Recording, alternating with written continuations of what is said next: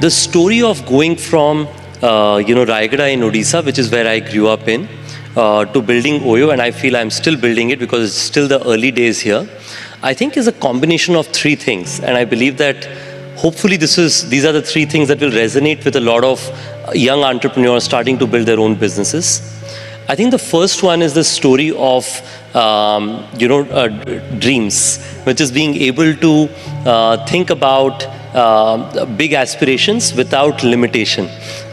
So growing up in Raigada, I think being able to get an IT job was really like the top aspiration, right? One would aspire to have. But I think in the new India that we live in, access to internet structurally changes aspirations of people, right? Because now suddenly you read about another entrepreneur in another part of the world who just had a good idea, wanted to work hard and make a positive difference and could build a big business. So I thought, why not me? I think that was the first one, dreaming. The second thing was exposure. I think there were a lot of new businesses that were getting built around me which were prepared for the next generation. So like you mentioned, I started selling SIM cards. I started selling SIM cards for Airtel, which was, and I hear Mr. Mittal's here as well between today and tomorrow. I saw that there was a new company which was operating in a very different way and was still able to make a big difference.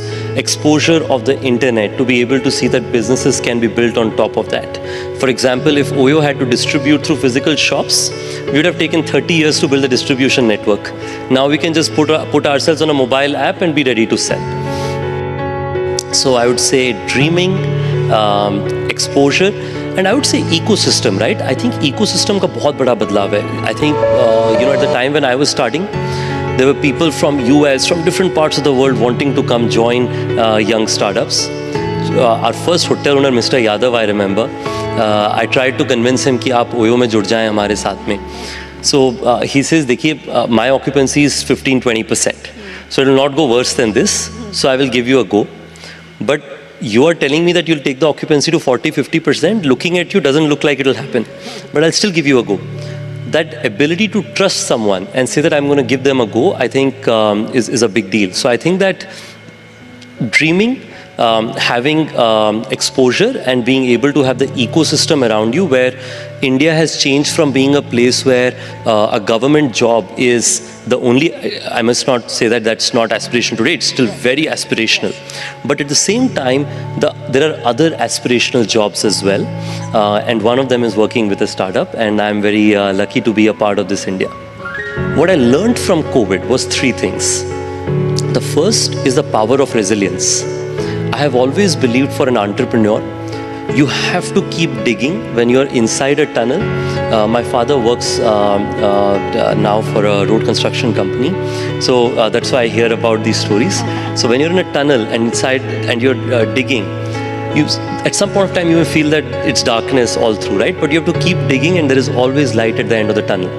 So I think in the time of COVID, there was always this feeling saying that, why is it happening just to us, right? Like, why is this, like, when will this go away? Even though you knew that someday it will change, vaccines will come, life will be good, but there's always this thing of saying, by when will it go away? I think we had this conviction of saying that, hoga kabhi na kabhi, people will travel again, and that's happening today, thank God. That was one. This power of perseverance is unprecedented, and I'd say this to every entrepreneur who's hopefully listening to us here. That is, you may be building your business and you may be losing your most important colleague. You may be running a business and you may be losing your best customer. You may be having an investor who's saying that if you don't make returns in a few months, I'm going to be unhappy. You should know that if you keep going at it, there is always light at the end of the tunnel. So that's one thing I learned. The second thing I learned is the power of having a team which truly works like a family.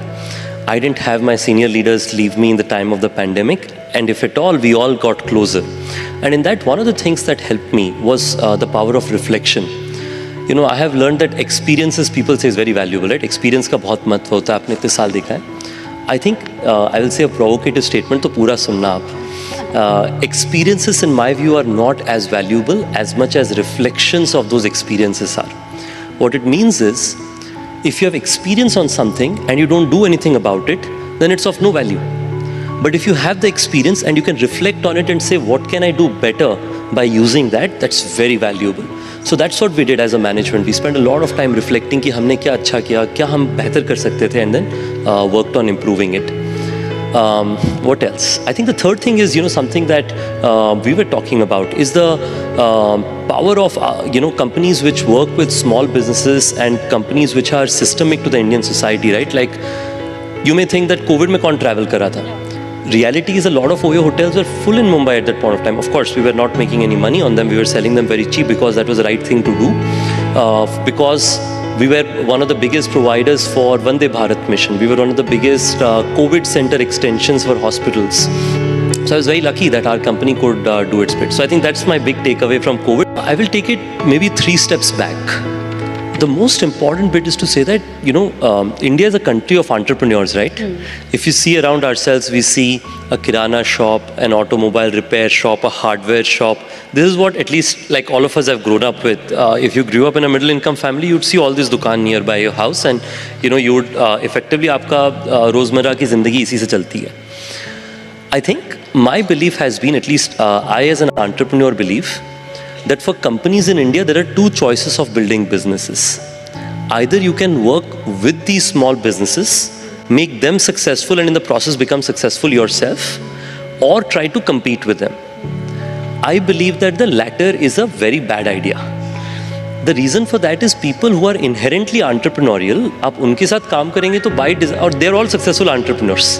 हमने तो जब शुरुआत करा था, we were not successful. They were all successful. So you're always the average of 5 people around you. So if I surround myself with 10,000 successful entrepreneurs, there is a high probability that I'd be successful.